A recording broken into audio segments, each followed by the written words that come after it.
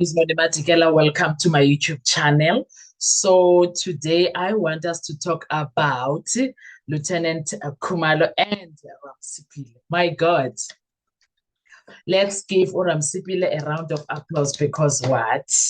He has managed. He has managed to do the things that Baloyi, Rata, Gininda thought that this man Ramsipile would never do. He has showed them that I'm a man of integrity and I will drag you down with your filth. Oh, he is dragging them down. He is dragging all of them down for filth, son. The entire cold storage unit is on the edge of exploding right now, from leader to the lowest person who is in that cold storage unit. OMG.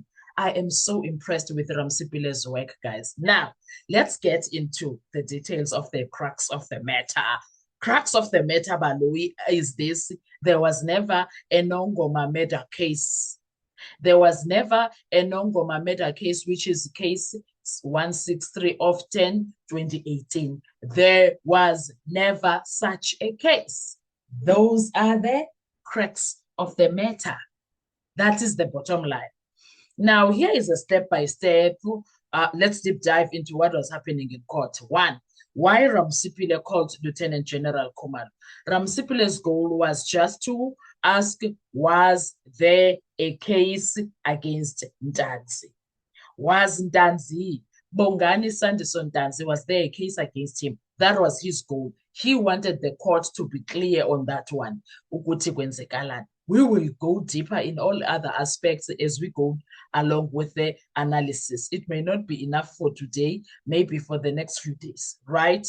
Now, his bigger goal was to attack the foundation of the arrest story of Bongani Ntanzi. If the Nongoma case was used as an entry point to arrest or move the accused person, which is Bongani Ntanzi, then Khumalo's evidence becomes very crucial. That is what I learned from what was happening in court. Now, the key question is, was there a properly registered lawful case behind the arrest process of Bongani Ntanzi, or was the case number being used without a real docket foundation? Those are the things that we are looking at right now. Now, we all know that publicly, it's out there. It's in this court records, right? That the reporting from Bongani Gininda and team confirms the defense's attacks. Now, the defense, or let's start with that. The defense has been attacking the state's linkage evidence and Ntanzi's alleged role, while Ramsipile has repeatedly challenged the state's version on identification, phone evidence, and confession-related issues. And right now, that is what all of this is going to destroy. In fact, that's what it's destroying at this point. Secondly, he also did a touch on the SEPS 22 case registration issue. Iskaqa, after Skaqa. Now, Ramsipile appeared to be building this point. A case number alone is not enough. For a real criminal case, there must be a registered docket, proper entries, complainant, or investigating details, and a traceable paper trail. Dolo Logesana for the case Gininda that we're busy with. So when the Ramsipile is asking Khumalo about SEPS 22 or docket registration, he is trying to show the following. You cannot rely on a case number if the official police system does not support the existence or proper registration of that case. That matters because if the arrest was based on a shaky or non-existent case, then the defense can later argue the arrest was procedurally unlawful. Yes. Thirdly, why Khumalo's evidence helped the defense of Bongani Ntanzi. Khumalo's value is that he is not being asked to speculate about Senzo's medicine. No, that is not what we are dealing with here. He is being used as an official police witness on administration, docket existence, case registration, and procedure, proper procedure. That is a powerful situation to be in, Kesana, right now, because it goes to the legality of the process, not emotions. Ramsipile is basically saying, before we even get to confessions, pointing out or alleged admissions, let us first ask, how did this accused person legally enter the system? Sifike njani nobongani ntanzi kuyo yonke lento. Now, if the entry point is defective, then everything after that becomes vulnerable. That is why there is that hostile judge busy being hostile there, because he can see the issue for what it is. He sees it. That is why he is busy ducking and diving in that courtroom.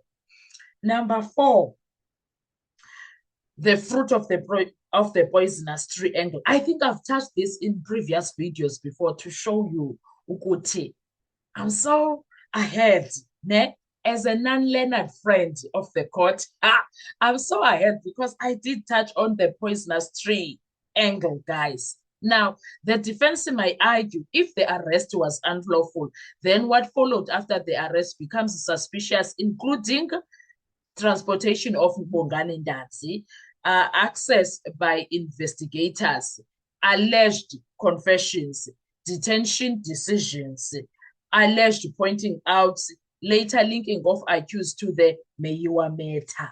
Do you see why they are fighting? They are fighting for. Do you see why they are fighting? Now, South African courts do not automatically throw out all evidence after an unlawful arrest, right? But unlawful arrest can strongly affect fairness, credibility, and admissibility in real courts, Kesana. So that is why we don't care about Judge Ratta and his dramatic ways. We focus on exactly the real issues because that is what we need on record. Number 5, Ramsipile's strategy. Ramsipile is not shouting conspiracy. No, you are not hearing him saying those things. He's not saying it directly anyway. He is doing something more surgical there. I don't know if you guys are noticing. First, he gets the witness to confirm procedure. Then he compares the procedure with what happened. Then he shows the gap. Then in closing argument, he can say, my lord, the state's own system does not support the legality of the route used to bring accused number 2 into this case. My goodness. That is why this evidence in chief matters, Lieutenant Khumalo. It matters a lot. Ramosipili. Oh my God. Also, why the state should be worried. Let's talk about that a bit.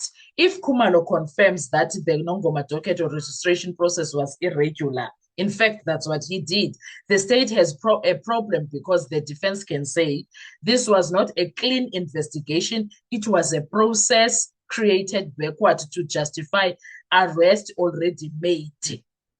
The entire situation is like that. There's no back and forth about it. Straightforward. That ties into the broader defense theme. The accused were allegedly fitted into the case after the fact. Whether you like it or not, that is the fact. Now, the bigger picture when it comes to all of this, the evidence does not by itself prove innocence, but it can seriously damage the state's case because criminal trials depend on lawful procedure and reliable evidence. Ramsipile is laying bricks for closing arguments. No clean arrest, no clean docket trail, no clean confession process, no reliable link to the matter. That is the power of Khumalo's evidence in chief. If you did not understand that, say, ma'am, I don't know then what I can do for you to understand, because today, where we are, Ramsipile then moved to specific case that has become the subject of intense scrutiny. And we are coming back with another video. The defense wanted to know whether the records match the investigators later relied upon, because Sana, oh my God, Ramsipele dealt with everything that is there, and he made sure that everything is up to standard. What are your thoughts when it comes to this? What do you think is going to happen going forward? Because Sana Ubi, oh Sana Ubi Kunzima, and I don't know how is Rata Baloyi Kinenda going to handle this, but I am definitely sure it's not looking good. Let's talk with comment section. I want to hear your views. That was Ramsipile's making sure that he is saving his client no matter what, no matter who says what. He was like, I am going to show you who is the man. Now, if Ramsepile succeeds in connecting all the dots during closing arguments, this testimony may prove to be one of the most important building blocks in the defense case. The battle over evidence is no longer just about who committed the crime. It is now about whether the process used to investigate and prosecute the accused can withstand the scrutiny of the court. The answer to those questions may ultimately determine the future of this trial. But the bottom line is that Lieutenant Khumalo has made sure and made it clear Ndanzi had nothing to do with the crime. That's the matter. That's the crux of the matter. I'll see you on our next video. Thank you so much. Enjoy your day. Bye-bye.